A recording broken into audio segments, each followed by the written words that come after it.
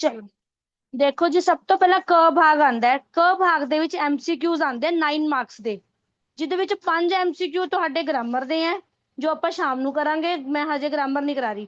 4 marks ਦੇ ਜਿਹੜੇ MCQs ਆ ਤੁਹਾਡੇ ਬੁੱਕ ਦੇ ਆ ਰਹੇ ਆ, ਉਹ ਆਪਾਂ ਹੁਣ ਨਹੀਂ ਕਰਦੇ ਆ। ਪਹਿਲਾਂ ਪੇਪਰ ਦਾ ਪੈਟਰਨ ਸਮਝ ਲਓ, ਤੁਹਾਨੂੰ ਪਤਾ ਹੋਣਾ ਚਾਹੀਦਾ ਹੈ। ਫਿਰ ਆਂਦੇ ਆ 1 ਮਾਰਕਸ ਦੇ ਜਿਹੜੇ ਲਕੋਕਤੀਆਂ ਗ੍ਰਾਮਰ ਦੀਆਂ।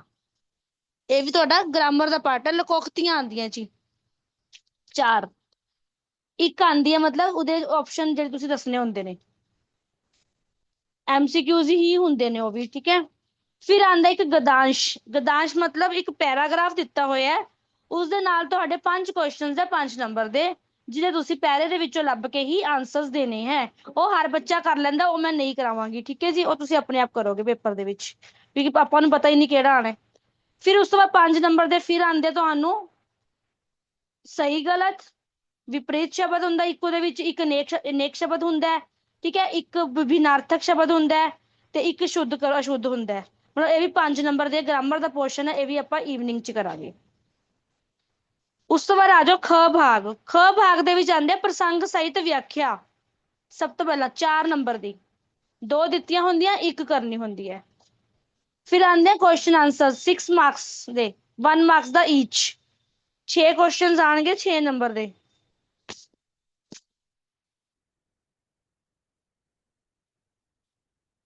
6 ਕੁਐਸਚਨ 6 ਨੰਬਰ ਦੇ।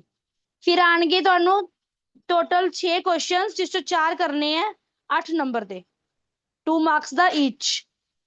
ਫਿਰ ਆਏंगे ਤੁਹਾਨੂੰ 5 ਕੁਐਸਚਨ 5 ਕੁਐਸਚਨਸ, ਜਿਹਦੇ ਵਿੱਚ ਤੁਸੀਂ ਕੋਈ 3 ਕਰਨੇ ਹੈ 4 ਮਾਰਕਸ ਦਾ ਈਚ, ਲੌਂਗ ਕੁਐਸਚਨ ਜਿਹਨੂੰ ਆਪਾਂ ਕਹਿੰਦੇ ਆ। ਫਿਰ ਆਏਗਾ ਗ ਭਾਗ। ਗ ਭਾਗ ਦੇ ਵਿੱਚ 4 ਨੰਬਰ ਦੀ ਪੰਜਾਬੀ ਦੇ ਵਿੱਚ ਦਿੱਤੀ ਹੋਏਗੀ ਤੁਹਾਨੂੰ, ਇੱਕ 2-3 ਲਾਈਨਾਂ ਕਨਵਰਟ ਇਨਟੂ ਹਿੰਦੀ, ਜਿਹਨੂੰ ਆਪਾਂ ਟ੍ਰਾਂਸਲੇਸ਼ਨ ਕਹਿ ਸਕਦੇ ਹਾਂ। ਕਲੀਅਰ। ਫਿਰ ਆਏਗਾ ਘ ਭਾਗ। ਭਾਗ ਘ 4 ਨੰਬਰ ਦਾ ਹੋਏਗਾ ਜੀ, ਜਿਸ ਦੇ ਵਿੱਚ ਵਿਗਿਆਪਨ ਬਣਾਣਾ ਹੈ। ਇੰਗਲਿਸ਼ ਚ ਐਡਵਰटाइजमेंट ਕੱਲ ਬਣਾ ਕੇ ਆਇਓ, ਹੁਣ ਇਹਦੇ ਵਿੱਚ ਵਿਗਿਆਪਨ ਬਣਾਣਾ ਹੈ। ਮੈਮ ਹਾਂਜੀ, ਵਿਗਿਆਪਨ, ਤੁਸੀਂ ਯੂਨੀਵਰਸਲ ਅਕੈਡਮੀ ਵਾਲੀ ਕਹੀ ਸੀ ਮੈਮ, ਉਹੀ ਆਈ ਸੀ। ਵਿਗਿਆਪਨ ਔਰ ਪ੍ਰਤੀਵੇਦਨ ਦੋਨਾਂ ਵਿੱਚੋਂ ਦੀ ਇੱਕ ਉੱਥੇ ਤੁਸੀਂ ਕਰਨਾ ਹੈ। ਤਾਂ ਸਾਰੇ ਬੱਚੇ ਵਿਗਿਆਪਨ ਕਰ ਲੈਣਾ, ਬੜੇ ਅੱਛੀ ਤਰ੍ਹਾਂ ਬਣਾ ਲੈਂਦੇ ਆ, ਕਿਉਂਕਿ ਇੰਗਲਿਸ਼ ਚ ਐਡਵਰटाइजमेंट ਕੀਤੀ ਹੋਈ ਹੈ, ਕਰ ਲੋਗੇ। ਕਿਉਂਕਿ ਜੇ ਨੋਟਿਸ ਰਾਈਟਿੰਗ ਹੈ, ਉਹ ਬੱਚਿਆਂ ਨੂੰ ਲਿਖਣਾ ਔਖਾ ਲੱਗਦਾ ਹੈ। ਫਿਰ ਆ ਗਿਆ ਡ ਭਾਗ, ੜ ਭਾਗ ਸੌਰੀ, ੜ ਭਾਗ ਦੇ ਵਿੱਚ ਮੁਹਾਵਰੇ ਆਣਗੇ ਜਾਂ ਲਕੋਕਤੀਆਂ ਹੋਣਗੀਆਂ 4, ਕੋਈ ਵੀ 3 ਕਰਨੀਆਂ ਹੋਣਗੀਆਂ। मीनिंग इस तरह सेंटेंस बनाना है कि ਉਹਦਾ मीनिंग मतलब क्लियर हो जाए। फिर आएगा च भाग 7 नंबर ਦਾ, ਜਿਸ ਦੇ ਅੰਦਰ 2 ਲੈਟਰ ਆਣਗੀਆਂ, 2 ਪੱਤਰ ਆਣਗੇ। ਇੱਕ ਪ੍ਰਾर्थना पत्र ਸਕੂਲ ਦਾ प्रिंसिपल ਦਾ ਹੋਏਗਾ, ਇੱਕ ਹੋਏਗਾ पत्र ਜਿਹੜਾ ਕਿਸੇ ਵੀ अखबार के संपादक को लिखना है, डीसी को लिखना है, वो डिपेंड्स ऑन योर सिलेबस। ਤਾਂ ਤੁਸੀਂ ਸਾਰੇ ਪ੍ਰਾर्थना पत्र ਅੱਛੀ ਤਰ੍ਹਾਂ ਕਰ ਲਿਓ, ਕਿਉਂਕਿ प्रिंसिपल ਨੂੰ ਲੈਟਰਾਂ ਲਿਖਣੀਆਂ ਸਭ ਨੂੰ ਆਉਂਦੀਆਂ ਨੇ। ਮੈਂ ਦੱਸ ਦਾਂਗੀ ਮੇਨ ਕਿਹੜੀਆਂ ਨੇ, ਠੀਕ ਹੈ। ਫਿਰ ਅੱਗੇ 7 ਨੰਬਰ ਦਾ ਆਏਗਾ ਤੁਹਾਨੂੰ ਨਿਬੰਧ। 3 ਟੌਪਿਕ ਹੋਣਗੇ, ਕਿਸੇ ਇੱਕ ਤੇ ਲਿਖਣਾ ਹੈ। ਫਿਰ ਆਏਗਾ 5 ਨੰਬਰ ਦਾ, ਉਹੀ ਬੈਂਕਿੰਗ ਵਾਲਾ, ਚਾਹੇ ਰੇਲਵੇ ਦਾ ਫਾਰਮ ਭਰਨ ਵਾਸਤੇ ਆ ਗਿਆ, ਬੈਂਕ ਬਚਤ ਖਾਤਾ ਕਿਵੇਂ ਪੈਸੇ ਜਮ੍ਹਾਂ ਕਰਾਣੇ ਨੇ, ਉਹ ਫਾਰਮੈਟ ਬਣਿਆ ਹੁੰਦਾ, ਕੁਐਸਚਨ ਦਿੱਤਾ ਹੁੰਦਾ, ਦੇ ਦੇ ਕੇ ਸੇਮ ਲਿਖ ਦੋ। 5 ਨੰਬਰ ਫ੍ਰੀ ਦੇ ਕਿੱਥੇ ਨਹੀਂ ਜਾਂਦੇ ਉਹਦੇ। ਅਗਰ ਕਿਸੇ ਨੂੰ ਦੇਖ ਕੇ ਆਰਾਮ ਨਾਲ ਭਰਨਾ ਆ ਗਿਆ, ਆਪਾਂ 1-2 ਪ੍ਰੈਕਟਿਸ ਕਰ ਲਾਂਗੇ, ਠੀਕ ਹੈ। ਤਾਂ ਹੁਣ ਆਪਾਂ ਸਭ ਤੋਂ ਪਹਿਲਾਂ ਕੁਐਸਚਨ ਆਂਸਰਸ ਕਰ ਰਹੇ ਹਾਂ, ਕਿਉਂਕਿ ਕੁਐਸਚਨ ਆਂਸਰਸ ਤੋਂ ਬਿਨਾਂ ਕਿਸੇ ਨੇ ਨਹੀਂ ਪੁੱਛਣਾ। ਸਭ ਤੋਂ ਹਾਈ ਵੇਟੇਜ ਕੁਐਸਚਨ ਆਂਸਰਸ ਦੀ ਹੈ। 12, 8, 20 ਤੇ 26 ਨੰਬਰ ਦੇ ਬੱਚੇ ਪਾਸ ਏਦਾਂ ਹੀ ਹੋ ਜਾਣੇ 26 ਨੰਬਰ ਲੈ ਕੇ। ਹੁਣ ਮੈਂ ਸਭ ਤੋਂ ਪਹਿਲਾਂ ਤੁਹਾਨੂੰ ਕੁਐਸਚਨ ਕਰਾ ਰਹੀ ਹਾਂ, ਬੁੱਕ ਖੋਲ ਲਓ ਆਪਣੀ, ਮੈंने ਮਾਰਕਿੰਗ ਸਭ ਨੂੰ ਕਰਾਈ ਹੋਈ ਹੈ ਬੁੱਕਸ ਦੇ ਵਿੱਚ। 2 ਮਾਰਕਸ ਵਾਲੇ ਕੁਐਸਚਨ ਆਪਾਂ ਕਰ ਰਹੇ ਹਾਂ।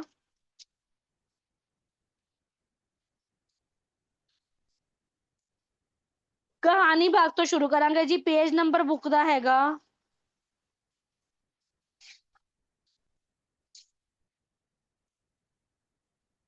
43।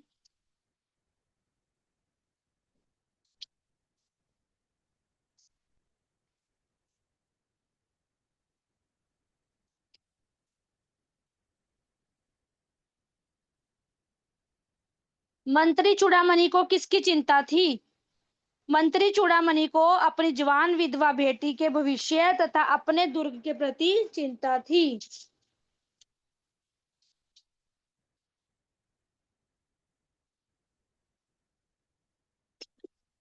ममता से झोंपड़ी में किसने आश्रय मांगा? क्वेश्चन 6 है। ममता से झोंपड़ी में 7 देशों के नरेश हुमायूं ने आश्रय मांगा था जब वह चौसा युद्ध से जान बचाकर भाग आया था।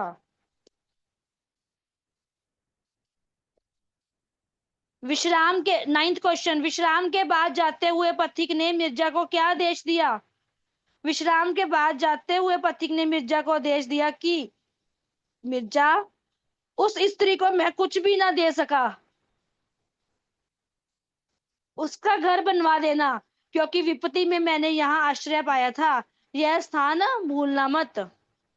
ਆਪਾਂ लॉन्ग भी नाल नाल ही कर लेने हैं क्योंकि फिर चैप्टर क्लियर हो ही जाएंगे फटाफट। ब्राह्मण चूड़ामणि कैसे मारा गया? कौन था ब्राह्मण चूड़ामणि, पहले ये बता दो। ब्राह्मण चूड़ामणि रोहतास दुर्ग का मंत्री था। ममता रोहतास दुर्ग के मंत्री चूड़ामणि की बेटी थी। बेटी के भविष्य के प्रति चूड़ामणि हमेशा चिंतित रहते थे। उन दिनों शेरशाह सूरी का शासन था। चूड़ामणि अपने दुर्ग की सुरक्षा के प्रति सदा चिंतित रहते थे। इसी उद्देश्य से उन्होंने शेरशाह सूरी से मित्रता की। संधि हुए अभी एक दिन नहीं बीता कि शेरशाह सूरी के सिपाही स्त्री वेश में रोहतास दुर्ग में प्रवेश कर गए। चूड़ामणि को जब पता चला तो उसने आपत्ति की, किंतु पठान सैनिकों ने उसकी हत्या कर दी। ममता कहानी से आपको क्या शिक्षा मिलती है? ममता कहानी एक ऐतिहासिक कहानी है। इस कहानी के द्वारा लेखक ने नारी के आदर्श, कर्तव्य पालन, त्याग, तपस्वी जीवन होने जैसे गुणों को अपनाने की शिक्षा दी है। इसके अनुसार इतिहास बताने में केवल राजाओं का हाथ नहीं होता, बल्कि एक आम आदमी का हाथ भी होता है। देखो, सरकार आम आदमी दी है, तो जे हुण सरकार ना होवे, कल्ले सरकार दे मंत्री कल्ला भगवंत मान कुछ नहीं कर सकता अगर ਅਸੀਂ आम जनता सहयोग ना दईए। अगर ਅਸੀਂ इलेक्शन च जाके वोटा ना पाइए तो कौन मंत्री बनेगा? कोई नहीं बन सकता। तो इस तरह कोई भी राज्य को चलाने के लिए एक आम आदमी का सबसे बड़ा हाथ होता है। अतः हमें कभी अपने कर्तव्यों से पीछे नहीं हटना चाहिए। अतिथि देवो भव है। हमारा एक भारत एक ऐसा देश है जहाँ पे कोई भी अतिथि आता है उसे भगवान समान समझा जाता है। इसीलिए भारत में कहते हैं अतिथि देवो भव की भावना ये अब से नहीं, युगों युगाओं से चलती आ रही है। ठीक है, अतिथि देवो भव की भावना सदैव अपने मन में रखनी चाहिए। कहानी में ममता के संवादों से लेखक ने रिश्वत लेने तथा देश से गद्दारी को स्वर्थ अनुचित बताया है। ਅੱਜ ਮੈਨੂੰ ਹਿੰਦੀ ਚ ਹੀ ਬੋਲਣਾ ਪੈਣਾ, ਪੇਪਰ ਹਿੰਦੀ ਦਾ ਹੈ। ਪੰਜਾਬੀ ਬੋਲੀ ਤਾਂ ਤੁਸੀਂ ਪੰਜਾਬੀ ਲਿਖ ਕੇ ਆ ਜਾਓਗੇ ਪੇਪਰ ਚ। Page number 55।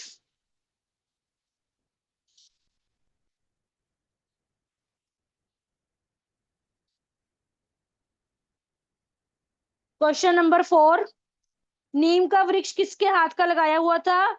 नीम का वृक्ष बूढ़े मनोहर के पिता के हाथों का लगाया हुआ था। तेजा सिंह कौन था? तेजा सिंह 15-16 साल का बालक था। वह गांव के एक प्रतिष्ठित किसान का बेटा था। नेक्स्ट, ठाकुर शिवपाल सिंह नीम के पेड़ पर अपना अधिकार क्यों जताते हैं?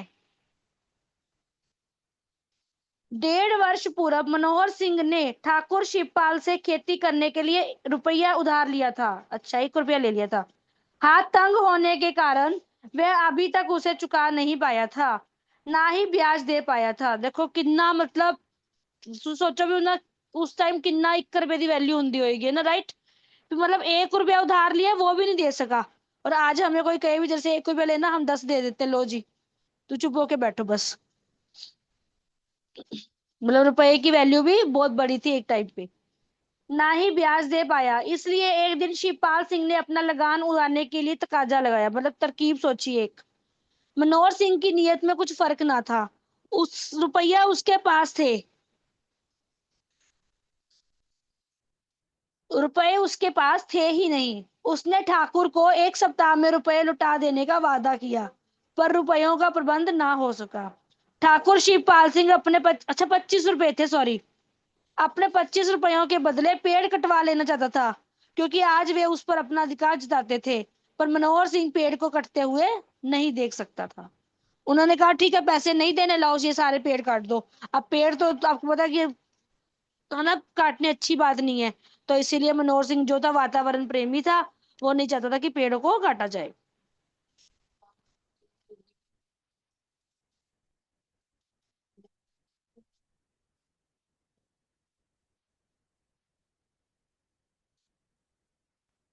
मनोहर सिंह का चरित्र चित्रण कीजिए। 1 मिनट रुको, मैं थोड़ा देखो इजी लैंग्वेज जो सब बच्चे कर सके।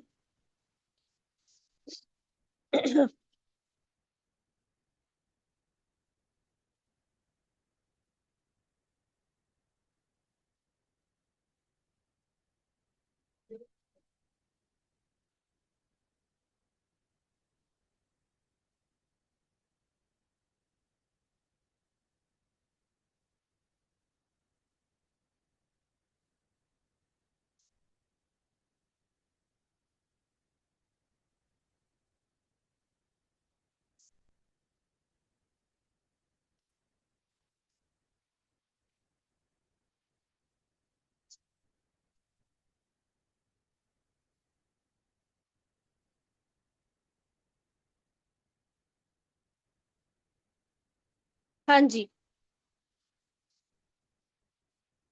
कहता मनोहर सिंह अशिक्षित का हृदय कहानी का प्रमुख पात्र है। सारी कहानी उसी के इर्द गिर्द घूमती है। उसकी आयु लगभग 55 वर्ष है। उसने अपनी जवानी फौज में नौकरी करते हुए बिताई थी। अब वह संसार में अकेला है। परिवार का कोई सगा संबंधी नहीं है। गांव में एक दो दूर के संबंधी हैं, जिनसे भोजन बनवाकर वह अपने जीवन की गाड़ी खींच रहा था। एक बार ठाकुर शिवपाल सिंह से खेती के लिए कर्ज लेता है, जिसे वह चुका नहीं पाता। तो ठाकुर उसका नीम का पेड़ उसे पास, सॉरी, तो ठाकुर उसका नीम का पेड़ उसके अपने पास गिरवी रख लेता है।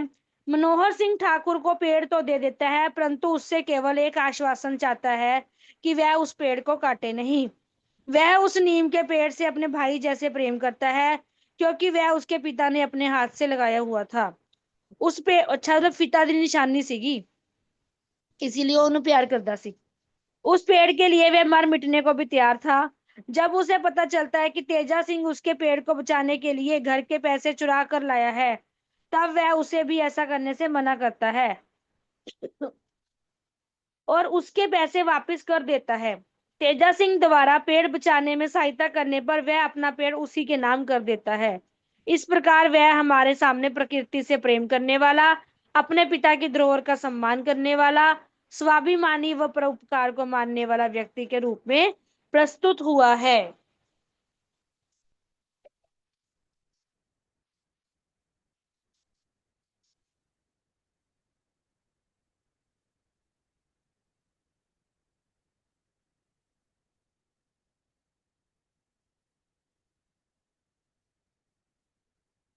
तेजा सिंह का चरित्र चित्रण कीजिए।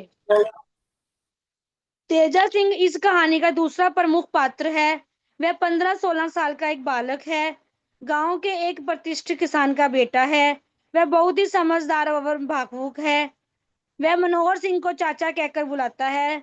जब वह मनोहर सिंह का पेड़ प्रति प्रेम देखता है तो उससे बहुत प्रभावित होता है।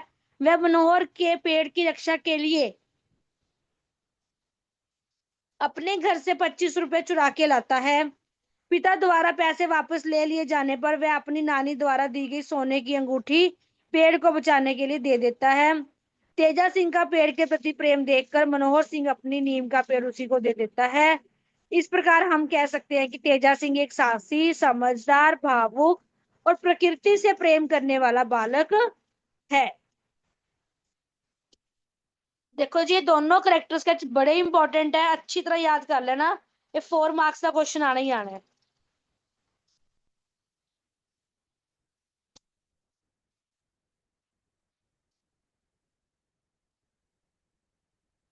मैं ग्रुप ਦੇ ਵਿੱਚ ਪਾਤੇ दोनों character sketch. Next page number पे आ जाओ।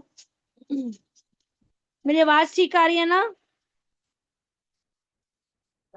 Yes ma'am. Yes ma'am. Next chapter. Okay बेटा, नेक्स्ट चैप्टर है मनु भंडारी। 67 पेज नंबर है मेरे पास।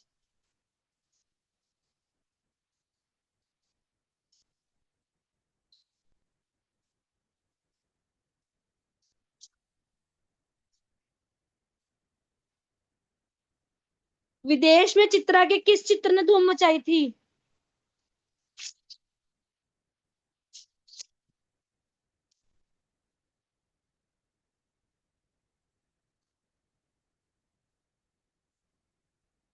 विदेश में भिखमंगी और दो अनाथ बच्चों के चित्र ने धूम मचाई थी।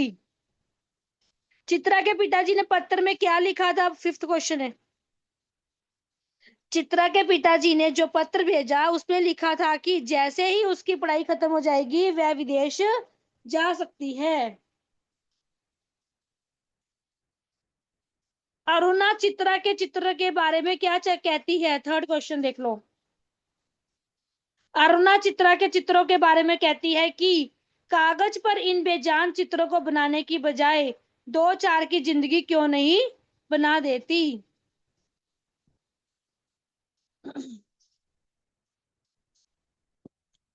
नेक्स्ट क्वेश्चन है सेकंड द फर्स्ट वाला। अरुणा के समाज सेवा के कार्यों के बारे में लिखिए। अरुणा अपने विद्यार्थी जीवन से ही समाज सेवा के कार्यों में जुड़ी हुई थी।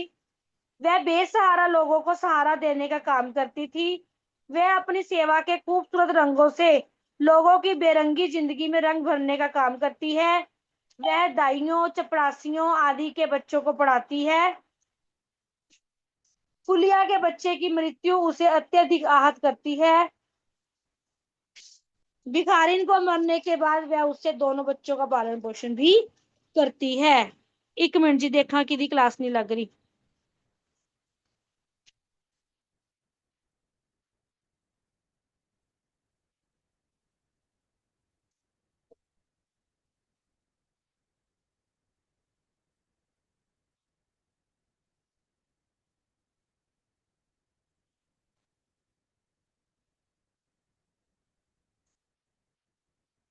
नेक्स्ट देखो।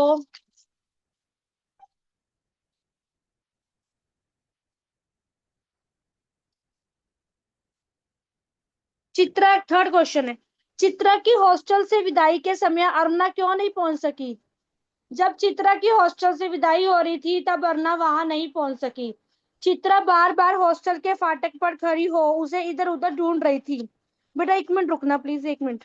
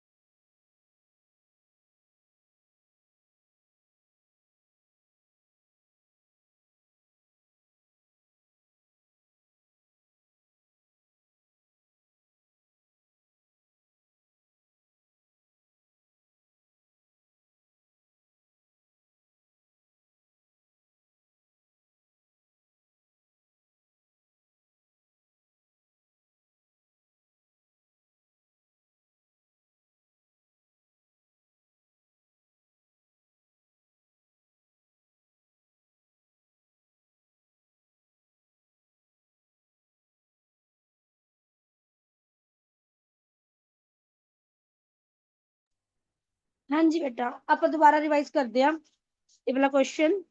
चित्रा की हॉस्टल से विदाई के समय अरुणा क्यों नहीं पहुंच सकी थी? जब चित्रा की हॉस्टल से विदाई हो रही थी तब अरुणा वहां नहीं पहुंच सकी थी। चित्रा बार बार हॉस्टल के फाटक पर खड़ी हो उसे इधर उधर ढूंढ रही थी, लेकिन वह वहां कहीं नहीं थी। अरुणा उस समय उन दो अनाथ बच्चों के पास पहुंच गई जिनकी तस्वीर चित्रा ने तब बनाई थी जब उनकी मां पेड़ के नीचे मरी पड़ी थी। वह उन अनाथ बच्चों को संभालने के कारण समय पर भी नहीं जा सकी।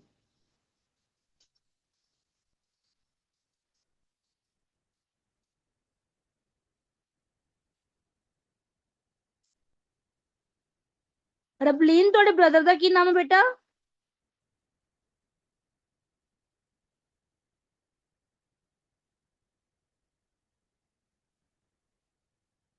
रबलीन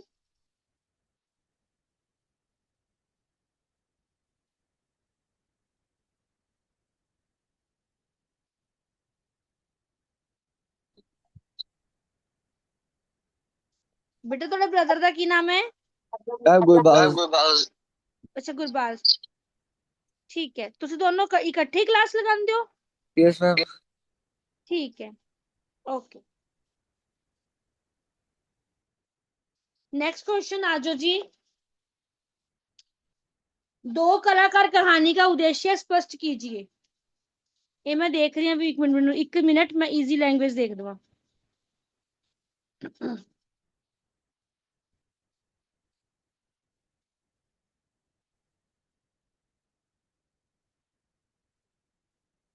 हाँ जी, दो कलाकार कहानी मन्नू भंडारी द्वारा लिखी गई एक कहानी है। इस कहानी के लेखिका ने मानवीय गुणों को कला से बढ़कर माना है। कहानी में अरुणा और चित्रा दो सहेलियां हैं। चित्रा एक प्रसिद्ध कलाकार है। वह अपने चित्रों से देश विदेश में प्रसिद्धि पाती है। मरी हुई भिखारिन व उसके साथ चिपककर रोते हुए बच्चों का चित्र बनाकर वह बहुत नाम कमाती है। लेकिन अरुणा उन्हीं बच्चों को पाल पोस कर बड़ा करती है और उन्हें माँ का प्यार देती है। इसी कारण वह चित्रा से भी बड़ी कलाकार कहलाती है। किसी नु देख के सड़क ते मैं एक एग्जांपल दे रही, याद रह जाएगी ये स्टोरी। ਹੁਣ ਅੱਜ ਦਾ ਟਾਈਮ ਕੀ ਹੈ, ਰੋਡ ਤੇ ਐਕਸੀਡੈਂਟ ਹੋਇਆ ਹੋਇਆ ਹੈ, ਬੰਦੇ ਨੂੰ ਐਂਬੂਲੈਂਸ ਦੀ ਨੀਡ ਹੈ, ਡਾਕਟਰ ਦੀ ਨੀਡ ਹੈ, ਆਪਾਂ ਕੀ ਕਰਦੇ ਹਾਂ, ਪਹਿਲਾਂ ਵੀਡੀਓ ਬਣਾ ਲਈਏ ਜੀ, ਫੇਸਬੁੱਕ ਤੇ ਪਾ ਦਈਏ, ਇੰਸਟਾ ਤੇ ਪਾ ਦਈਏ। ਟੁਡੇ ਸਿਨੈਰੀਓ ਅੱਜ ਦਾ ਡੇਟ 'ਚ ਇਹੀ ਕੁਝ ਹੁੰਦਾ ਹੈ। ਸੜਕ ਤੇ ਬੰਦਾ ਰੋ ਰਿਹਾ, ਚਿल्ला ਰਿਹਾ ਕਿ ਉਹਨੂੰ ਚੋਟ ਲੱਗੀ, ਸੱਟ ਲੱਗੀ, ਗਿਰਿਆ ਪਿਆ। ਲੋਕਾਂ ਦੀ ਭੀੜ ਕੀ ਕਰਦੀ ਹੈ, ਵੀਡੀਓ ਕੈਮਰਾ ਔਨ। ਕੋਈ ਐਂਬੂਲੈਂਸ ਨੂੰ ਫੋਨ ਨਹੀਂ ਕਰਦਾ ਉਹਦਾ ਵਿੱਚੋਂ ਦੀ ਜਲਦੀ ਜਲਦੀ, ਕੋਈ ਡਾਕਟਰ ਨੂੰ ਨਹੀਂ ਬੁਲਾਉਂਦਾ, ਕੋਈ ਪੁਲਿਸ ਨੂੰ ਨਹੀਂ ਬੁਲਾਉਂਦਾ। ਠੀਕ ਹੈ, ਤਾਂ ਇਸੇ ਤਰ੍ਹਾਂ चित्रा ਸੀਗੀ ਵੀ ਜਦੋਂ ਭਿਖਾਰਿਨ ਮਰ ਗਈ ਸੀ, ਉਹਦੇ ਬੱਚੇ ਉਹਦੇ ਕੋਲ ਬਹਿ ਕੇ ਰੋ ਰਹੇ ਸੀ, ਉਹਨਾਂ ਦੀ ਪੇਂਟਿੰਗ ਬਣਾਈ, ਉਸ ਤੋਂ ਆਪਣਾ ਨਾਮ ਕਮਾ ਲਿਆ। ਦੂਜੇ ਪਾਸੇ ਉਹਨਾਂ 100 ਦੀ ਭੀੜ ਵਿੱਚੋਂ ਕੋਈ ਇੱਕ ਹੁੰਦਾ ਜਿਹੜਾ ਫਟਾਫਟ ਐਂਬੂਲੈਂਸ ਨੂੰ ਫੋਨ ਕਰਦਾ ਜਾਂ ਅੱਗੇ ਆ ਕੇ ਉਸ ਨੂੰ ਫਰਸਟ ਏਡ ਦੇਣ ਦੀ ਕੋਸ਼ਿਸ਼ ਕਰਦਾ। ਤਾਂ ਉਹ ਕੌਣ ਸੀ? ਅਰੁਣਾ ਸੀ। ਅਰੁਣਾ ਜਿਹਨੇ ਉਹਨਾਂ ਬੱਚਿਆਂ ਨੂੰ ਪਾਲਿਆ ਪੋਸਿਆ, ਮਾਂ ਦਾ ਪਿਆਰ ਦਿੱਤਾ ਤੇ ਵੱਡਾ ਕੀਤਾ। ठीक है जी, ये स्टोरी इतना याद रख लो। अंत इस कहानी में लेखक का उद्देश्य यह बताता है कि कलाकार में मानवीय गुणों का होना भी आवश्यक है।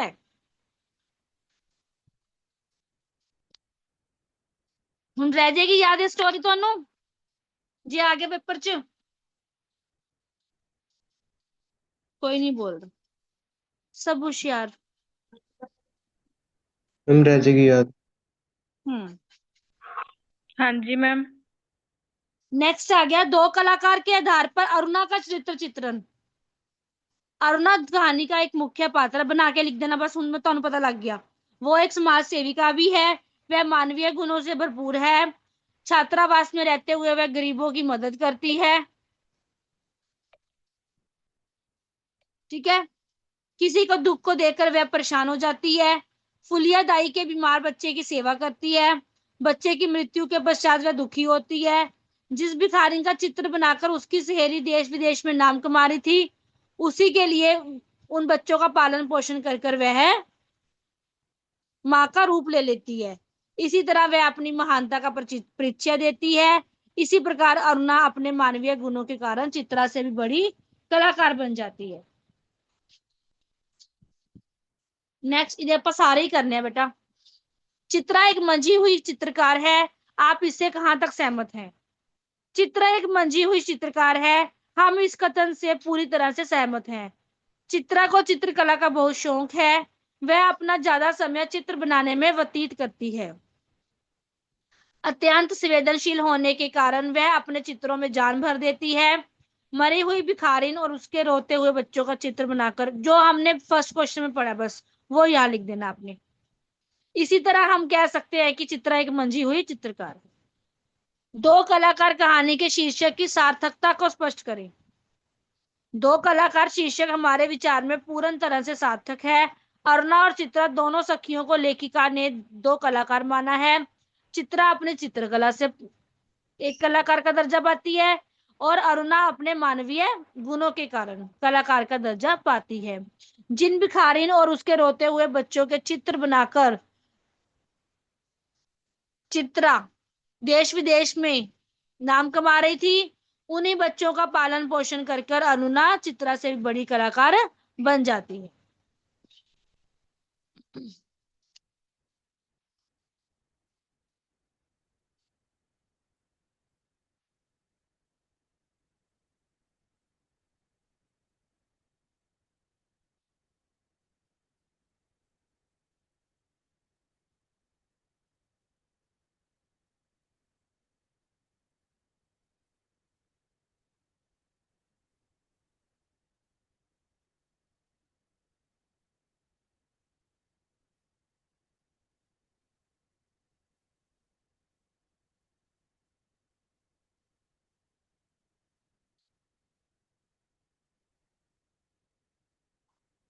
नेक्स्ट चैप्टर, कला प्रकाश नर्स वाला, सिस्टर सूजन, पेज नंबर 78।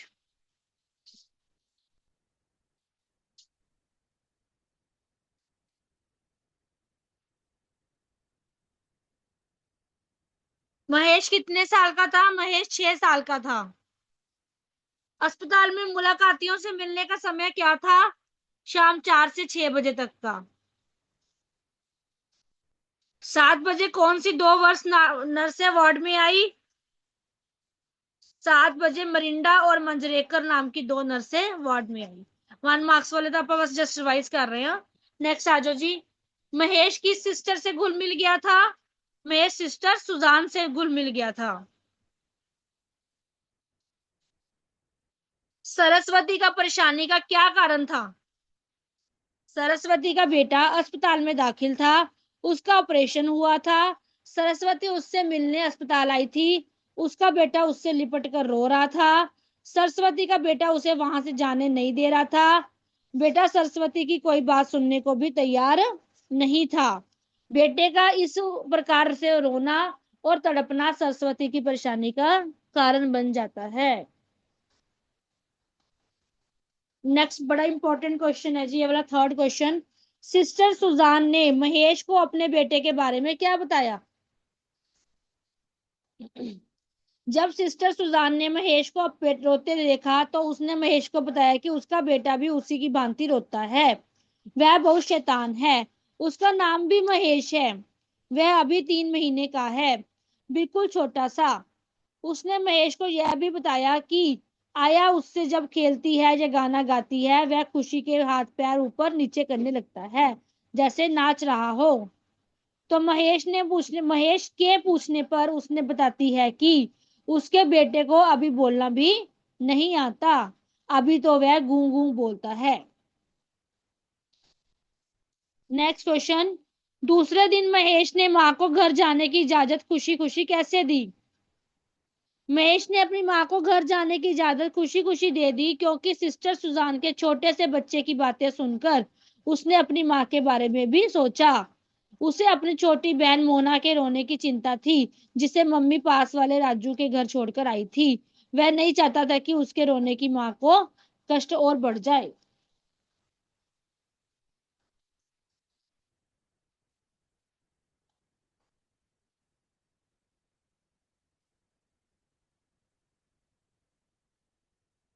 नेक्स्ट आ गया जी सिस्टर सुजान का चित्र चित्रण।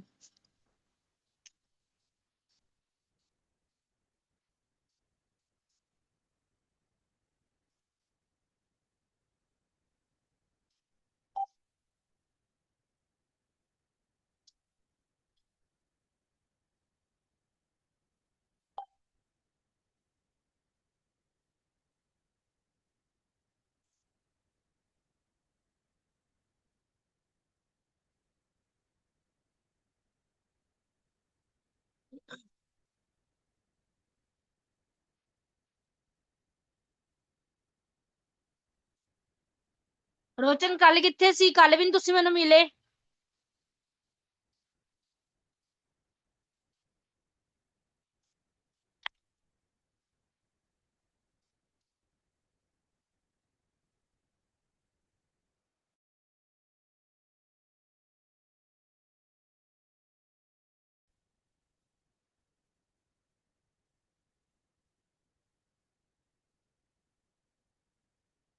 हाँ जी, सिस्टर सुजान का चित्रण देखो। सिस्टर सुजान एक नर्स कहानी की प्रमुख पात्र है। आधी से ज्यादा कहा क्या हो गया? मैम ये सारी पीडीएफ तुसी क्लासरूम ऐप ਤੇ ਪਾਈ ਹੈ। नहीं हजे आंसर्स ही नहीं पाई बेटा, मैं ग्रुप ਦੇ ਵਿੱਚ ਹੀ ਭੇਜ ਰਹੀ ਹਾਂ ਬਸ ਲੌਂਗ ਕੁਐਸਚंस, ਬਾਕੀ ਤਾਂ डायरेक्ट करा रही हूँ। कोई नहीं, पा दांगी। ओके मैम ठीक है मैम जे ठीक है जी। ਜੇ ਚਾਹੀਦੀ ਹੈ ਤਾਂ ਪਾ ਦਾਂਗੀ। ਕੁਐਸਚंस ਹੀ ਨਹੀਂ ਮੈंने ਹਜੇ ਪਾਈ, ਕੁਐਸਚंस ਮੈਂ ਤੁਹਾਨੂੰ ਦੱਸੇ ਹੀ ਹੋਏ ਆਲਰੇਡੀ। ਲੌਂਗ ਕੁਐਸਚंस ਮੈਂ ਗਰੁੱਪ ਦੇ ਵਿੱਚ ਨਾਲ ਨਾਲ ਭੇਜ ਰਹੀ ਹਾਂ ਕਿਉਂਕਿ ਆਪਣੇ ਕੋਲ ਟਾਈਮ ਘੱਟ ਹੈ ਅੱਜ।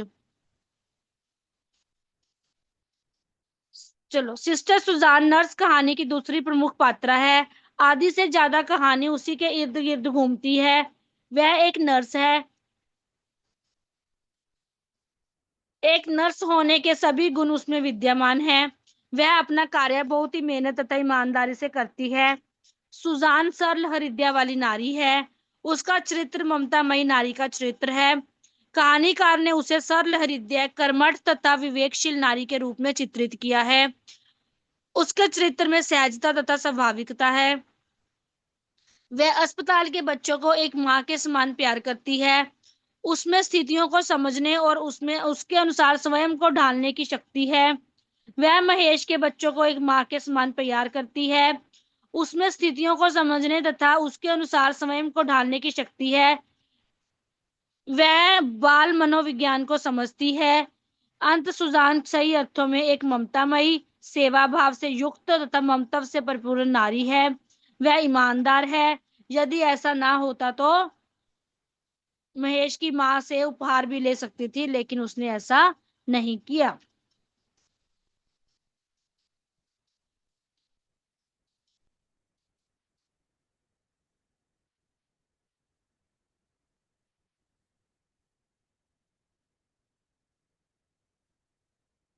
आगे आ जाओ जी, नेक्स्ट चैप्टर, माँ का कमरा।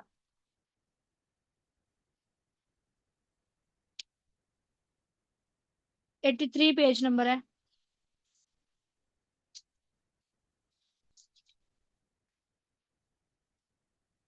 बुजुर्ग बसंती को किसका पत्र मिला? बुजुर्ग बसंती को नगर के उच्च पद पर नौकरी करने वाले अपने पुत्र का पत्र मिला।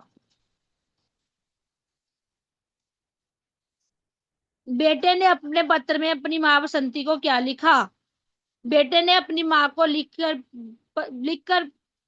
लिखकर भेजा था कि उसकी तरक्की हो गई है। उसे अपनी कंपनी ने रहने के लिए बहुत बड़ी कोठी दे दी है। वह अब रहने के लिए उसके पास शहर में आ जाए। उसे किसी तरह की कोई तकलीफ नहीं होगी।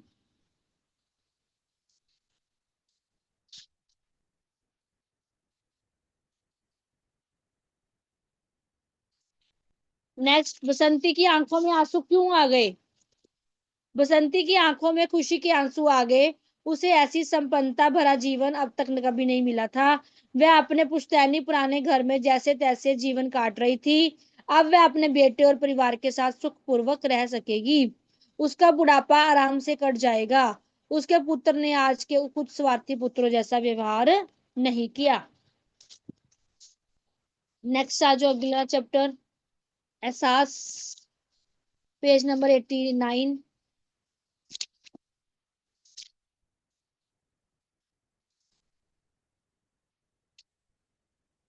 दिवाकर को क्यों पुरस्कृत किया गया? दिवाकर को जब उसकी सांप को बैसाखी से दूर फेंकने संबंधी वीरता, साहस एवं सूझबूझ के लिए प्रातःकालीन सभा में प्राचार्य महोदय द्वारा सम्मानित किया गया तो उस समय वह स्वयं को अधूरा अथवा अपाहिज ना समझकर स्वयं को पूरा समझ रहा था। अतः उसे दूसरों को देखकर स्वयं में कोई कमी का एहसास नहीं हो रहा था। लघु कथा एहसास का उद्देश्य क्या है? ये ਆਪਾਂ थोड़ा ਜਿਹਾ शॉर्ट देख ਲੈਣੇ ਆ। Easy language.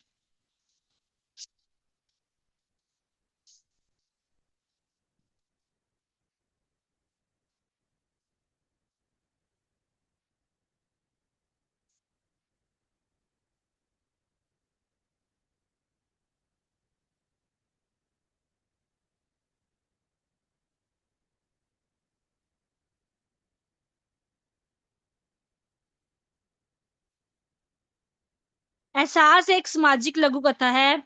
इसमें लेखिका ने एक बालक को शारीरिक चुनौतियों का सामना करते हुए दिखाया है। लेखिका प्राय यथार्थ की पृष्ठभूमि पर अपनी कहानियों की रचना करती है। मानवतावाद का समर्थन करना ही उसका प्रमुख उद्देश्य रहा है। उनकी लघु कथा एहसास शारीरिक चुनौतियों का सामना करने वाले बच्चों में आत्मविश्वास जगाने वाली एक लघु कथा है। लेखिका का विचार है कि समाज में शारीरिक अक्षमता को किसी की कमी ना समझकर हौसला बढ़ाना चाहिए।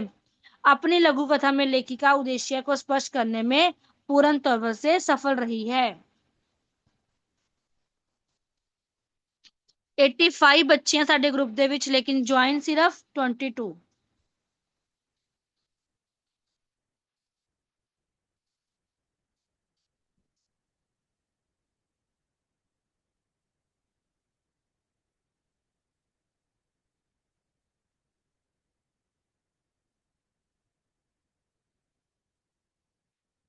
लॉन्ग क्वेश्चन मैं ਤਾਂ ਭੇਜ ਰਹੀ ਹਾਂ ਜਦੋਂ ਸਾਰੇ ਬੱਚੇ ਅੱਛੀ ਤਰ੍ਹਾਂ ਲਰਨ ਕਰ ਲੈਣਗੇ। नेक्स्ट आ गया जी मित्रता, 98 पेज नंबर।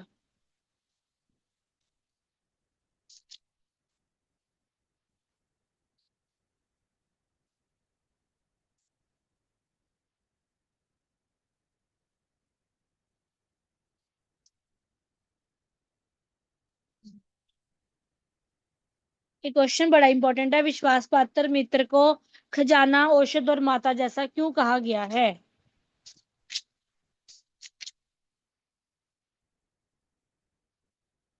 लेखक ने विश्वास पात्र मित्र को खजाना इसलिए कहा है क्योंकि जैसे खजाना मिलने से सभी प्रकार की कमियां दूर हो जाती हैं, उसी प्रकार से विश्वास पात्र मित्र मिलने से भी सभी कमियां दूर हो जाती हैं। वह एक औषधि के समान है, हमारी बुराइयों रूपी बीमारियों को ठीक कर देता है। वह माता के समान धैर्य और कोमलता से स्नेह भी देता है। नेक्स्ट आ गया लॉन्ग क्वेश्चन। सच्चे मित्र के कौन कौन से गुण लेखक ने बताए हैं?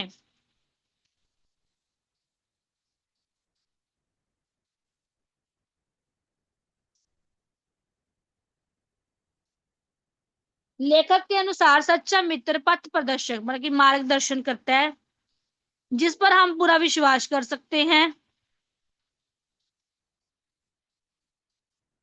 वह हमारे भाई जैसा होता है, जिसे हम अपनी प्रीति पात्र बना सकते हैं।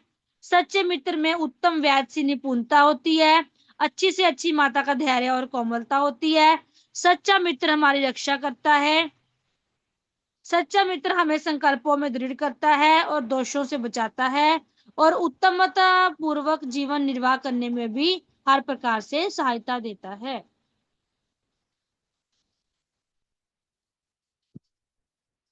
फोर्थ क्वेश्चन, मित्र का चुनाव करते समय हमें किन बातों का ध्यान रखना चाहिए?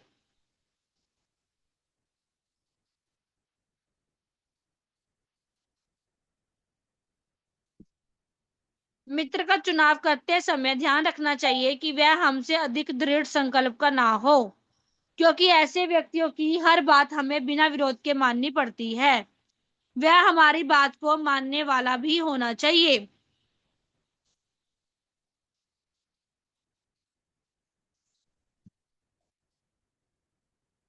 केवल हंसमुख चेहरा, बातचीत का ढंग, चतुराई को देखकर भी किसी को मित्र नहीं बनाना चाहिए।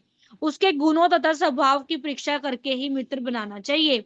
वह हमें केवल छोटे मोटे काम निकालने के लिए किसी से भी मित्रता ना करें। मित्र को सच्चे पथ प्रदर्शक के समान होना चाहिए।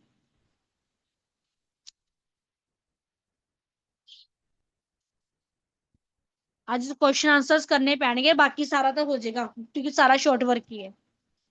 थोड़ा जा टाइम क्वेश्चन आंसर्स ते लगा लेना आज।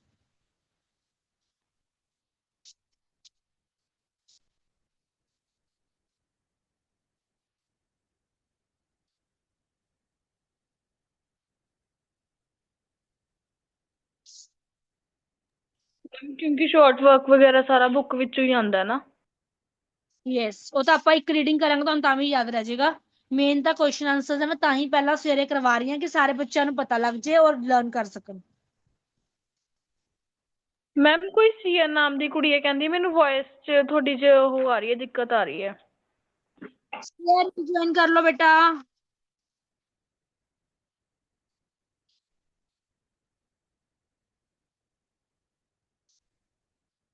सिया वही है बी सेक्शन वाली।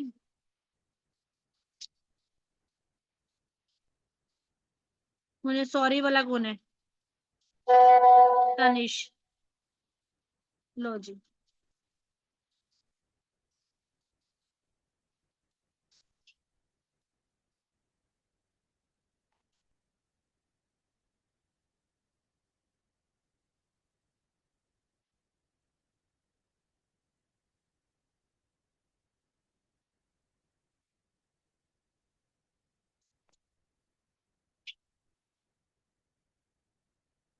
सिया रीज्वाइन कर लो बेटा।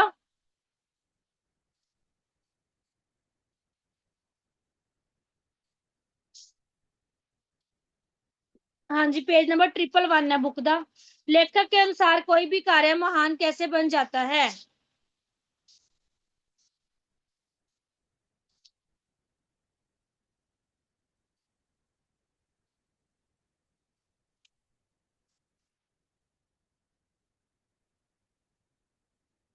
महत्व किसी कार्य की विशालता में नहीं होता, महत्व सदा उस कार्य को करने की भावना में होता है। लेखक के अनुसार यदि कोई बड़े से बड़ा कार्य अच्छी भावना से ना किया जाए तो वह कार्यहीन होता है। इसके विपरीत अच्छी भावना से किया गया छोटे से छोटा कार्य भी महान होता है। 8th क्वेश्चन है, हम अपने देश के सौंदर्य बोध को किस प्रकार चोट पहुंचाते हैं? जब हम अपने देश के प्रत्येक ऐसे स्थान को साफ स्वच्छ नहीं रखते तो हम इस देश के सौंदर्य बोध को चोट पहुंचाते हैं। हमें अपना घर, मोहल्ला, गली, गांव, नगर आदि सबकी सफाई स्वच्छता की ओर ध्यान देना चाहिए। यदि हमारा परिवेश गंदा रहेगा तो हमारे सौंदर्य बोध को धक्का लगेगा। सौंदर्य बोध हमारे मन मस्तिष्क के साथ साथ सोचकर भी आधारित होता है।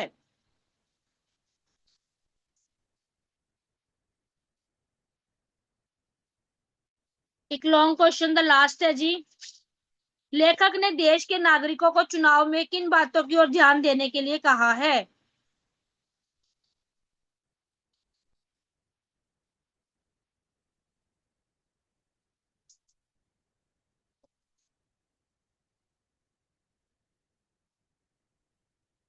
देश के प्रत्येक नागरिक को अपने मत अधिकार का सही रूप से प्रयोग करना चाहिए। मत का प्रयोग करते समय ध्यान रखना चाहिए कि मत सही व्यक्ति को दिया जा रहा है। किसी के गलत प्रभाव में आकर किसी गलत व्यक्ति को मत देना उचित नहीं है। हमें व्यक्ति विशेष के गुण दोषों को विचार कर ही मतदान करना चाहिए। किसी प्रकार के लालच में आकर मतदान नहीं करना चाहिए। ਹੁਣ ਇਲੈਕਸ਼ਨਸ ਹੁੰਦੀਆਂ ਨੇ, ਲਾਲਚ ਵਿੱਚ ਆ ਜਾਂਦੇ ਆ ਜੀ, ਆ ਦਵਾਂਗੇ ਉਹ ਕਰਾਂਗੇ ਤਾਂ ਆਪਾਂ ਵੋਟਾਂ ਪਾ ਦਿੰਦੇ ਉਸ ਬੰਦੇ ਨੂੰ। ਪਰ ਜੋ ਐਕਚੁਅਲ ਦੇ ਵਿੱਚ ਰੂਲ ਕਹਿੰਦਾ ਉਹ ਕੀ ਕਹਿੰਦਾ ਹੈ ਕਿ ਕਦੀ ਲਾਲਚ ਵਿੱਚ ਨਾ ਆਓ। ਜੋ ਤੁਹਾਡੇ ਦਿਲ ਨੂੰ ਲੱਗਦਾ ਵੀ ਇਹ ਬੰਦਾ ਸਾਡੇ ਲਈ ਸੋਚੇਗਾ, ਕੁਝ ਕਰੇਗਾ, ਸਰਕਾਰ ਹੈ ਸਾਡੇ ਲਈ, ਉਸ ਨੂੰ ਇਲੈਕਸ਼ਨ ਦਿਓ, ਉਸ ਨੂੰ ਵੋਟ ਦਿਓ।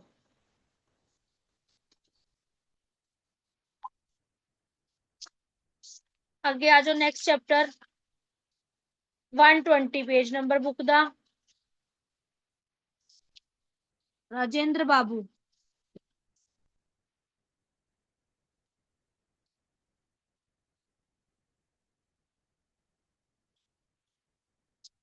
राजेंद्र बाबू को देखकर हर किसी को क्यों लगता था कि उन्हें पहले कहीं देखा है? पहला क्वेश्चन है सेकंड दा। राजेंद्र बाबू की मुख्य आकृति तथा शरीर का संपूर्ण गठन एक सामान्य भारतीय की तरह था। उनकी वेशभूषा भी समान व्यक्तियों के समान थी। उनका स्वभाव तथा रहन सहन भी एक सामान्य नागरिक जैसा ही था।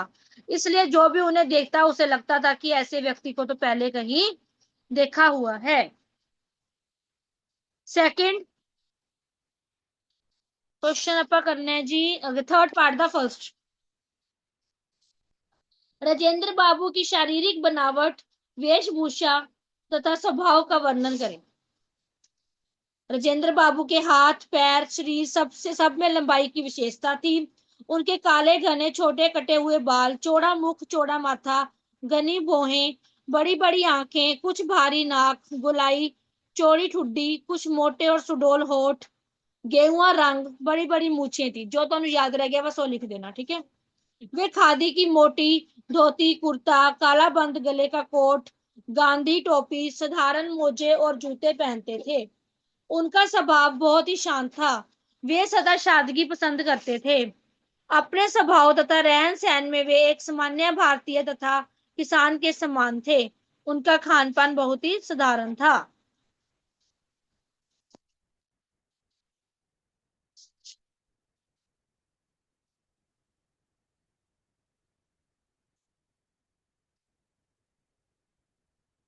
1 मिनट में नेक्स्ट क्वेश्चन देख लो।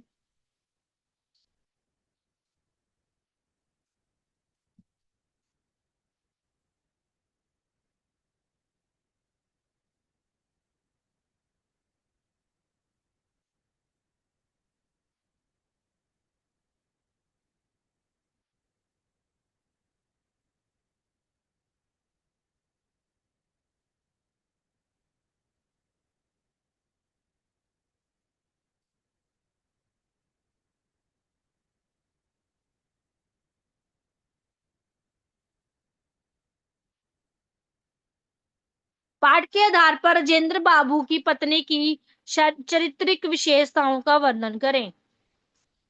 राजेंद्र बाबू की पत्नी एक सच्ची भारतीय नारी थी।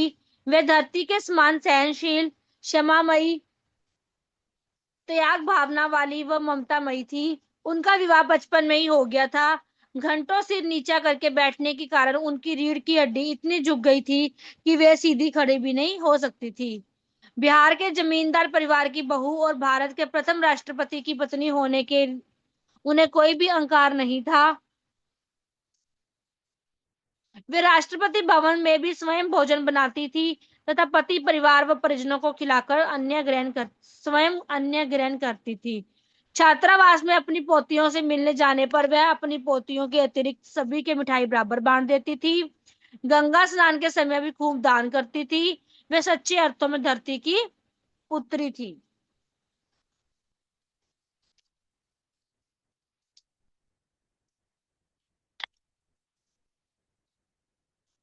नेक्स्ट, आशय स्पष्ट कीजिए। सत्य में जैसे कुछ घटाना या जोड़ना संभव नहीं रहता, वैसे ही सच्चे व्यक्तित्व में कुछ भी जोड़ना घटाना संभव नहीं है। कथा प्रस्तुत कथन लेखिका महादेवी वर्मा ने राजेंद्र बाबू के संबंध में कहा है। उनके अनुसार जिस तरह सच में कुछ भी जोड़ा या घटाया नहीं जा सकता, क्योंकि सच अपने आप में ही पूर्ण होता है, ठीक उसी प्रकार राजेंद्र बाबू जैसे सच्चे व्यक्ति वाले व्यक्तित्व में भी कुछ कम या अधिक नहीं किया जा सकता, ना ही उसकी आवश्यकता होती है, क्योंकि सच्चा व्यक्तित्व अपने आप में ही पवित्र और पूरा होता है।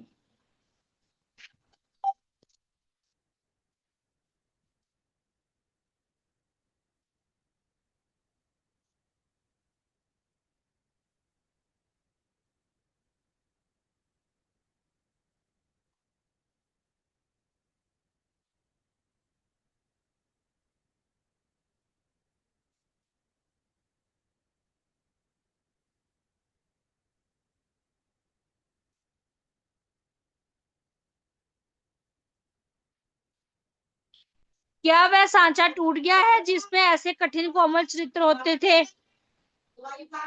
लेखिका महादेवी वर्मा ने यह कथन राजेंद्र बाबू जैसे सच्चे चरित्र वाले व्यक्ति को अपने समक्ष रखते हुए कहा है, और उन्होंने राजेंद्र बाबू की तुलना आज के नेताओं से करते हुए चिंता भी व्यक्त की है।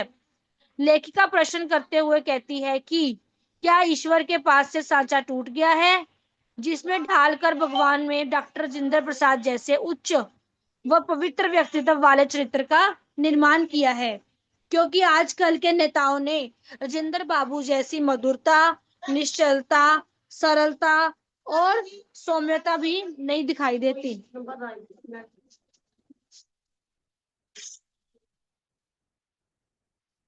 ये थे जी राजेंद्र बाबू। राजेंद्र बाबू कौन थे? Doctor Rajendra Prasad, first president of India. यहाँ पे उनकी बात हो रही है, उनकी लाइफस्टाइल की।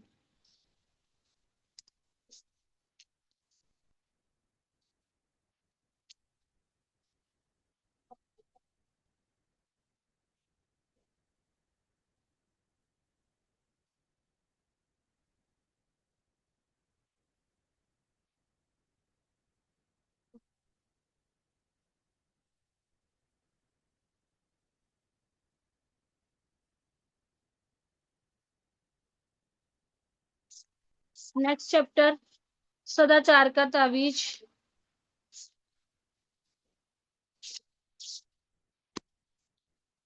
130 पेज, क्वेश्चन नंबर 2। राजा ने भ्रष्टाचार की तुलना ईश्वर से क्यों की? राजा ने भ्रष्टाचार की तुलना ईश्वर से इसलिए की क्योंकि उन इससे विशेषज्ञों की जांच पड़ताल में पाया कि भ्रष्टाचार अति सूक्ष्म है, अगोचर है। भ्रष्टाचार सर्वव्यापी है और सभी गुण एवं विशेषताएं तो ईश्वर में होती ही हैं। तावीज किस लिए बनवाए गए थे? भ्रष्टाचार को मिटाकर व्यवस्था में परिवर्तन लाने के लिए राजा ने तावीज बनवाए थे। अपने दरबारियों से कहने पर राजा ने सदाचारी तावीज वाले साधु से तावीजे बनवाकर अपने कर्मचारियों की भुजाओं पर बंधवाया था, जिससे वे सदाचारी बन जाएं, क्योंकि साधु ने उसे बताया था कि जिस आदमी की भुजा पर यह बाधा होगा वह सदाचारी हो जाएगा। उसने कुत्ते पर भी इसका प्रयोग कर दिया।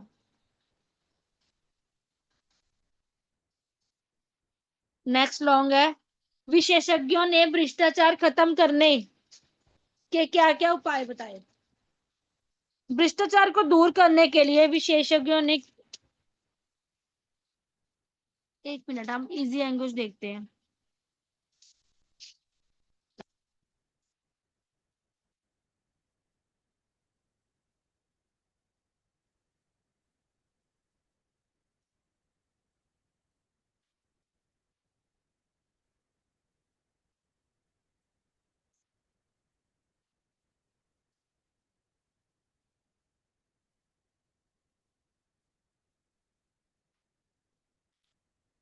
हाँ जी, विशेषज्ञों ने भ्रष्टाचार समाप्त करने के लिए एक योजना तैयार की, जिसके अनुसार व्यवस्था में बहुत परिवर्तन होने लगे। एक तो भ्रष्टाचार के मौके मिटाने होंगे। उन्होंने ठेका प्रथा को समाप्त करने के लिए कहा, क्योंकि यदि ठेके हैं तो ठेकेदार हैं, ठेकेदार हैं तो अधिकारियों को घूस है। ठेका मिट जाए तो उनकी घूस भी मिट जाएगी। हमें यह भी पता लगाना होगा कि आदमी किन कारणों से घूस लेता या देता है, ताकि उन कारणों को ही समाप्त किया जा सके। Fifth question, sorry third question, last वाला, सदाचार का तावीज। एक मिनट देखो, इंपॉर्टेंट है। यस, सदाचार का तावीज पाठ में छिपे व्यंग्य को स्पष्ट करें। सदाचार का तावीज हरिशंकर परसाई जी द्वारा रचित एक व्यंग्यमय घटना है, जिसमें देश, देखो जितना याद रह जाए ना उतना लिख देना, रट्टा मारने की कोई जरूरत नहीं है।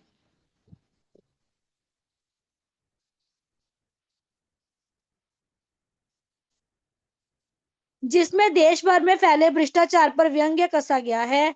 इससे लेखक दिखाते हैं कि हमें एक ऐसी व्यवस्था में रह रहे हैं जिसमें भ्रष्टाचार को दूर करने के उपायों को भी भ्रष्टाचार के अवसर ढूंढ लिए जाते हैं। केवल भाषणों, नैतिक स्लोगनों, पुलिसिया कार्यवाही, वाद विवाद से भ्रष्टाचार को समाप्त नहीं किया जा सकता। भ्रष्टाचार को समाप्त करने के लिए समाज के प्रत्येक व्यक्ति को अपना नैतिक स्तर दृढ़ करना होगा। अपने अंदर नैतिक मूल्यों, ईमानदारी, सच्चाई, मेहनत जैसे गुण विकसित करने होंगे। यदि सभी कर्मचारियों की को उनकी आवश्यकता के अनुसार पर्याप्त वेतन दिया जाए, तभी वह कहीं जाकर भ्रष्टाचार की नकेल कसी जा सकती है। भ्रष्टाचार पर लगाम लगाना किसी एक व्यक्ति का काम नहीं, बल्कि पूरे समाज की जिम्मेवारी है।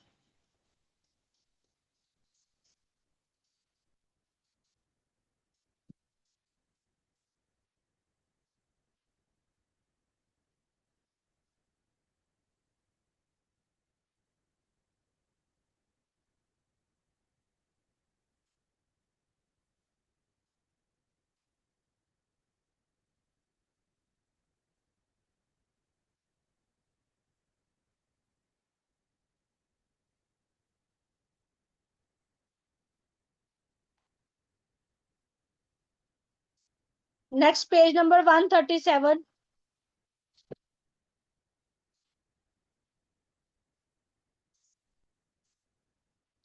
सूरज के डूबने पर सब गुमसुम क्यों हो गए थे?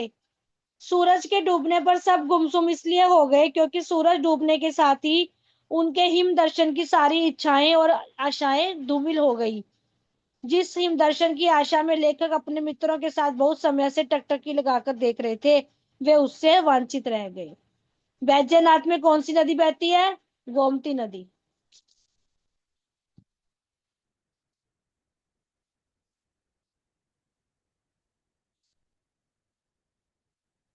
लेखक को ऐसा क्यों लगा कि किसी दूसरे पर ही लोग कि दूसरे ही लोक में चले आए हैं?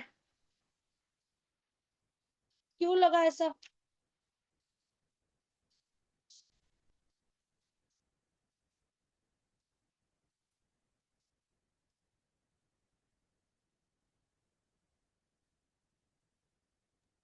कौन सा क्वेश्चन है ये?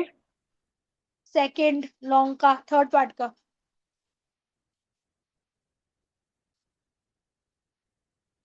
सोमेश्वर की घाटी से चलने पर उत्तर दिशा में जब लेखक को कोसानी दिखाई दिया तो उसने देखा कि सामने की घाटी में अपार सौंदर्य बिखरा हुआ था। पर्वतमाला ने अपने आंचल में कतियूर की रंग बिरंगी घाटी छिपा रखी थी। 50 मील चौड़ी यह घाटी हरे मखमली कलीनों जैसे खेत, सुंदर गेरू की शिलाएं काटकर बने हुए लाल लाल रास्ते, जिनके किनारे सफेद सफेद पत्थरों की कतार और इधर उधर से आकर आसपास में आपस में उलझने वाली बैलों की लड़ियों सी नदियां फैली हुई थी। इन सभी दृश्य को देखकर लेखक को लगा कि वे दूसरे लोक में चले आए हैं। लेखक को ठेले पर हिमालय शीर्षक कैसे सूझा? ये भी बड़ा इंपॉर्टेंट क्वेश्चन। लेखक को इस शीर्षक को बिल्कुल भी ढूंढना नहीं पड़ा। यह शीर्षक उसके मन में बैठे बिठाए तब आया जब वह एक पान की दुकान पर अपने अल्मोड़ा वासी मित्र के साथ खड़ा था कि तभी ठेले पर बर्फ की सिलें लादे हुए बर्फ वाला आया। ठंडी चिकनी चमकती बर्फ से भाप उड़ रही थी।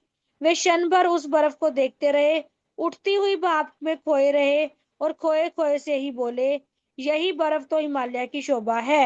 और तभी लेखक को ठेले पर हिमालय शीर्षक सूझ गया।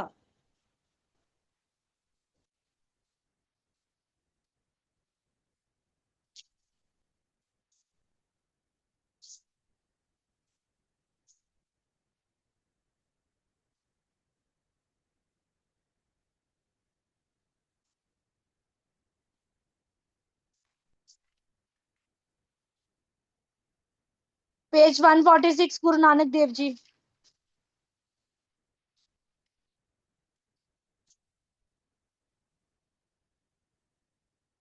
गुरु नानक देव जी के 11th क्वेश्चन मेरे को। गुरु नानक देव जी के जन्म के संबंध में भाई गुरदास जी कौन सी तुक लिखी है? सुनी पुकार दतार प्रभु, गुरु नानक जग माहे पठाया। फिर सेकंड पार्ट द फर्स्ट। साधुओं की संगति में रहकर गुरु नानक देव जी ने कौन कौन से गुण ज्ञान प्राप्त किए? साधुओं की संगति में रहकर गुरु नानक देव जी ने भारतीय धर्म का ज्ञान प्राप्त किया। अपने साधुओं की संगति से भी विभिन्न संप्रदायों का ज्ञान प्राप्त किया। भारतीय धर्म ग्रंथों और शास्त्रों का ज्ञान भी अपने साधुओं की संगति से ही उन्हें प्राप्त हुआ। राग विद्या भी आपको इन्हीं दिनों की प्राप्त की थी। जब मर्दाने ਨੂੰ ਭਾਈ ਰਬਾਬ ਮਗਾਉਣ ਦਾ ਵਿਰਤਾਂਤ ਪੜਿਆ ਨਾ, ਪਹਿਲੀ ਉਦਾਸੀ ਦੇ ਵਿੱਚ ਸਮੇਂ ਗੁਰੂ ਨਾਨਕ ਦੇਵ ਜੀ ਮਰਦਾਨੇ ਨੂੰ ਨਾਲ ਲੈ ਗਏ ਸੀ ਹਨਾ, ਫਰਿੰਦਾ ਰਬਾਬੀ ਮਿਲਿਆ ਸੀ, ਤਾਂ ਉਹ ਕੀ ਸੀ ਉਹਨਾਂ ਦੀ? ਰਾਗ ਉਚਾਰਨ। ਪਹਿਲਾ ਸ਼ਬਦ ਉਦੋਂ ਹੀ ਗਾਇਆ ਸੀ ਨਾ ਉਹਨਾਂ ਨੇ। पंजाबी च पढ़िया ਆਪਾਂ राग रबाब मगाउन ਦਾ विरतांत। गुरु नानक देव जी की रचनाओं के नाम लिखे, इसमें आप सारी बानियां लिख सकते हैं उनकी। गुरु नानक देव जी की रचनाएं जपू जी साहिब, आसा दीवार, सिद्ध गोष्ठ, पट्टी, दखनी ओंकार, पैरे, तिथि, 12 माह।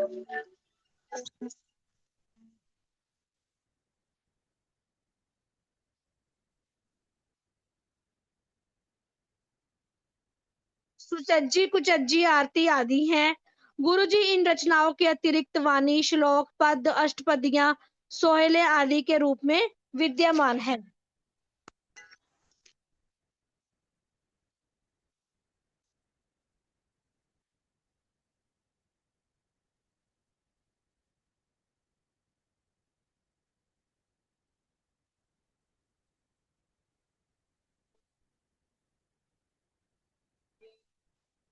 पता नहीं मम्मी।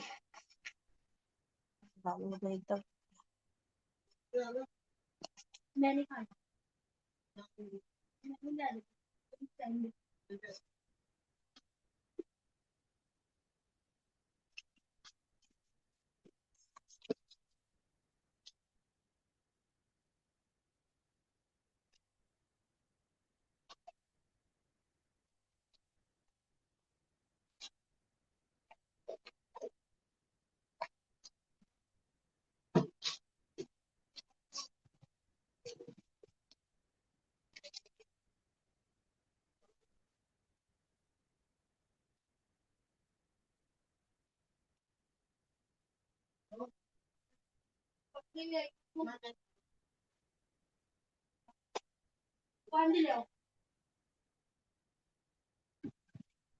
हाँ जी।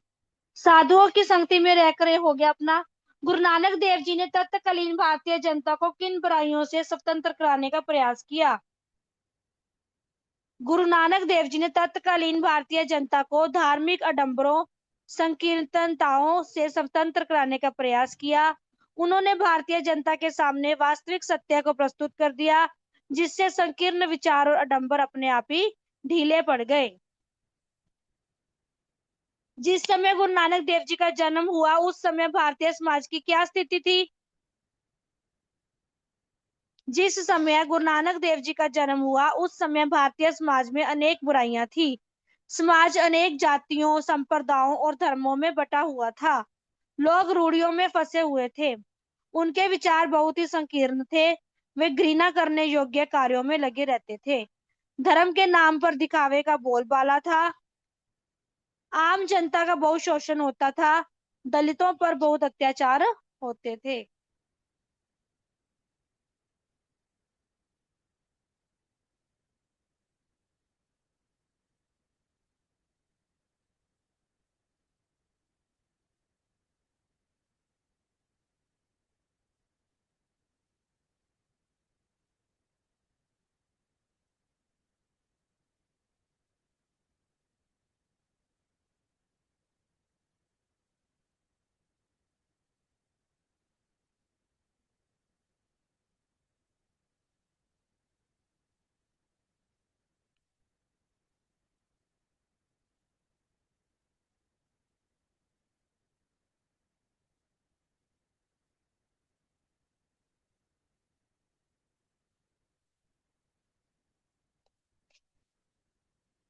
नेक्स्ट है, गुरु नानक देव जी ने अपनी यात्राओं के दौरान कहाँ कहाँ और किन किन लोगों को क्या उपदेश दिए?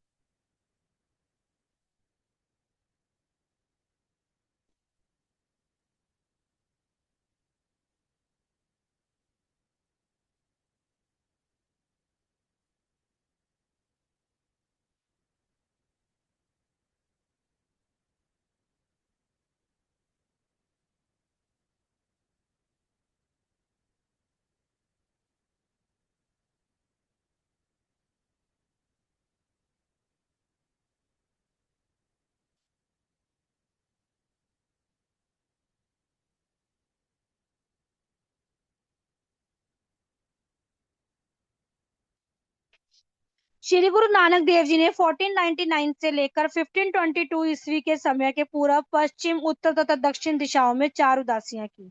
इन यात्राओं में आपने क्रमशः आसान, मक्का, मदीना, लंका तथा ताशकंद तक की यात्राएं की। इसी के दौरान आपने करतारपुर नगर बसाया। यात्राओं के दौरान ही आपने कई स्थानों पर उचित उपदेश द्वारा भटके हुए जनमानस को मार्गदर्शन दिया। कश्मीर के पंडितों के विचार विवश किया। हिमालय पर योगियों को सही धर्म सिखाया। योगी सिद्धों को जन सेवा का उपदेश दिया।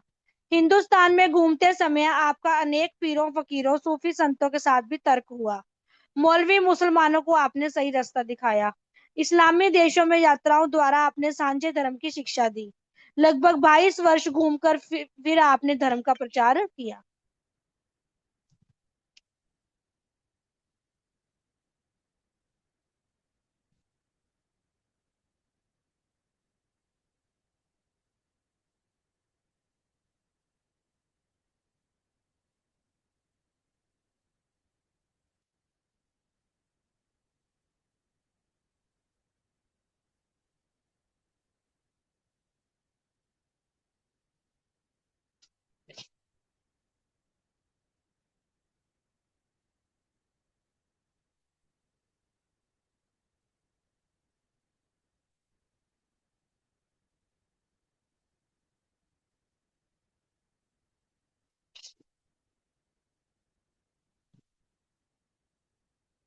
नेक्स्ट चैप्टर आ गया जी ਤੁਹਾਡਾ एकांकी भाग है।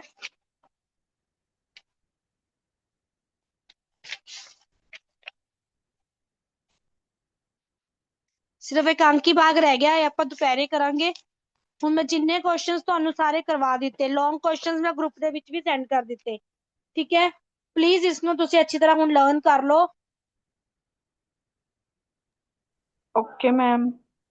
ਠੀਕ ਹੈ, ਨੈਕਸਟ ਕਲਾਸ ਮੈਂ ਥੋੜੀ ਦੇਰ ਤੱਕ ਤੁਹਾਨੂੰ ਮਤਲਬ ਦੁਪਹਿਰ ਨੂੰ ਲਵਾਂਗੀ, ਇੱਕ ਆਪਾਂ ਸ਼ਾਮੀ ਲਗਾਵਾਂਗੇ, ਤੇ ਮੈਂ ਤੁਹਾਨੂੰ ਮੈਸੇਜ ਕਰ ਦਿੰਦੀ ਹਾਂ ਟਾਈਮਿੰਗ ਦਾ।